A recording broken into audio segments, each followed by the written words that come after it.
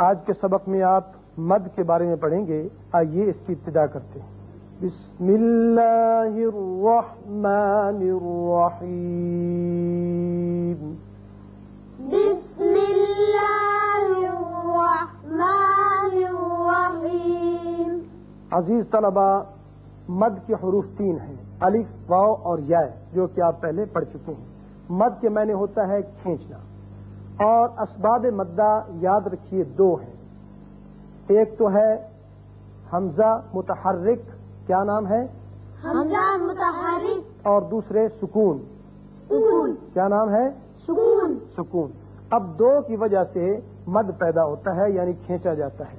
پہلا جو مد ہے وہ آپ کو یہ دیکھ رہے ہیں آپ، بڑا مد ہے. یاد رکھیے حمزہ جو ہے 2 شکلوں میں آتا ہے.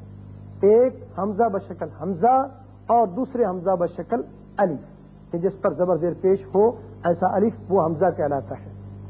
اب دونوں کی تقسیم یاد رکھیے کہ جس حروف مدہ میں سے الف، واو، یا کوئی آ جائے، اس کے بعد یہ حمزہ آ جائے اس شکل میں، تو اس مد کو کہتے ہیں مد متصل. کیا نام ہے؟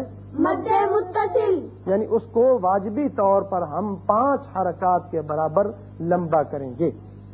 اور یہ الف کے بعد بھی آتا ہے، یا کے بعد بھی آتا ہے، اور واو کے بعد بھی آتا ہے. 3 حروف مدہ ہیں، تینوں کے بعد جب اس شکل میں آ جائے تو مد متصل. اسی طرح دوسرا ہے مد کہ الف کے بعد یا کے بعد، اگر یا اور واو کے بعد جب آ جائے الف اس طریقے سے، کیونکہ حمزہ بشکل الف ہوتا ہے، تو اس کو کہتے ہیں مد منفصل. کیا نام ہے؟ مد منفصل. مد منفصل. مد منفصل. اس لیے کہ سبب مد یعنی حرف مد جو ہے وہ ایک کلمے میں آ رہا ہے، اور ایک کلمے میں مد متصل میں آتا ہے اور 2 کلموں میں مد منفصل میں آتا ہے. یہ آپ بات یاد رکھیے ذہنی طور پر کہ ایک کلمے میں اگر آ جائے حرف مد تو وہ ہوگا مد متصل، اس کو لازمی طور پر کھینچیں. اگر دوسرے کلمے میں آ جائے حمزہ بشکل الف، یہ اس کی پہچان بھی ہے، تو وہ ہوگا مد منفصل. اور اس میں آپ کے اختیار ہے کہ آپ اس مد کو 1 الف کے برابر یا 2 یا 3 کے برابر کھینچ سکتے ہیں، لیکن ہمارے ہاں اس کا رواج 3 الف کے برابر پورا مد کرتے ہیں، لہذا ہم پورا مد کریں گے. اب دوسرا جو آپ کو سبب بتایا مد کا وہ ہے سکون. سکون چاہے جزم کی صورت میں ہو چاہے شد کی صورت میں، اور اس سے پہلے لازمی طور پر الف یعنی جو حرف آ رہا ہے وہ معروف ہو، یعنی پہلے سے وہ الف کے برابر لمبا ہو. اس کے بعد اگر ساکن آ جائے تو پھر اس کو کھینچتے ہیں 6 حرکات کے برابر. اس کا نام ہے مد لازم. مد لازم. تو آئیے اب اس کی مشق کرتے ہیں. پہلے مد متصل کی کرتے ہیں، پھر دوسرے منفصل اور لازم کی کریں گے. جیم زبر الف مدہ جا. جیم زبر الف مدہ جا. حمزہ زبر ا. حمزہ زبر ا. جا. جا. جیم زیر یا مدہ جی. جیم زیر یا مدہ جی. حمزہ زبر ا. حمزہ زبر ا. جی ا. جی ا. سین پیش واو مدہ سو. سین پیش واو مدہ سو. حمزہ پیش او. حمزہ پیش او. سو. سو. الف پیش او. الف پیش او. لام کھڑا زبر مدہ لا. لام کھڑا زبر مدہ لا. حمزہ زیر ای. حمزہ زیر ای. کاف زبر کا. کاف زبر کا. اولئک. اولئک. اور یہ ہے مثال مد منفصل کی کہ ما کے اوپر مد ہے، یہ علامت چھوٹے مد کی، اس لیے کہ حرف مد دوسرے کلمے میں ہے. اور اس کو ہم وہی 3 الف کے برابر کھینچیں گے. ما اغنا. ما اغنا. بما انزل. بما انزل. فی انفسکم. فی انفسکم. لا اعبد. لا اعبد.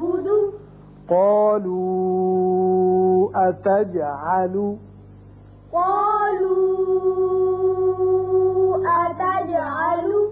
كما أرسلنا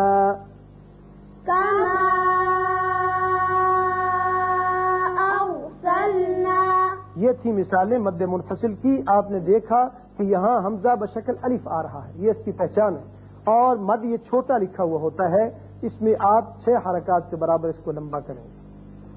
اب دیکھیے یہ 2 مثالیں ہیں مد لازم کی. پہلی تو ہے جزم کے ساتھ، الف مدہ لام ساکن آل،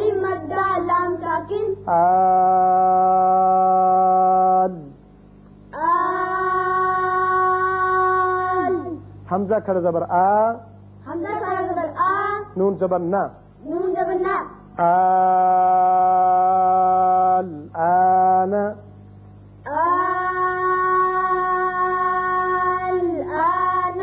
اسی طرح یہاں دیکھیے ضاد زبر الف مدہ ہے، آگے لام مشدد ہے، یہاں شد کی وجہ سے پہلے الف معروف ہے تو یہاں مد ہوگا 6 حرکات کے برابر. وَلَا الضَّالِّينَ.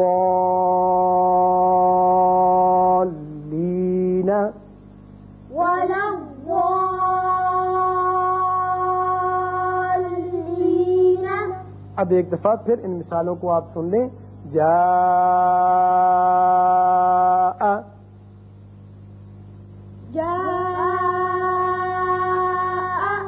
جیء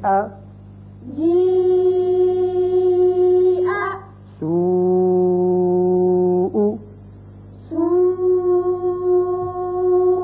یہ 3 مثالیں تینوں حروف میں آ گئیں. اب منفصل میں 3 حروف میں مثالیں آپ سنیں.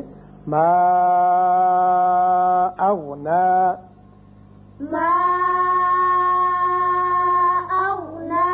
اب یا کی مثال فی انفسکم،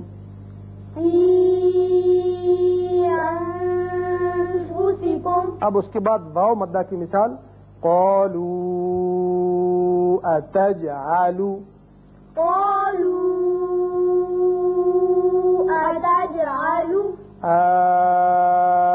الآن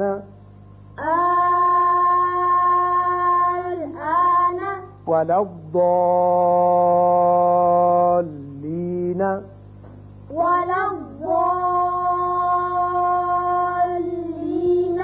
تو عزیز طلباء یہ تھی مثالیں تینوں مدود کی، مد متصل، منفصل، مد لازم کی. اس کے علاوہ اور مدوں کی قسمیں بھی ہیں جو کہ آگے اسباق میں آپ کو سمجھا دی جائیں گی. اللہ تعالی ہمیں صحیح یاد رکھنے کی توفیق عطا فرمائے. آمین.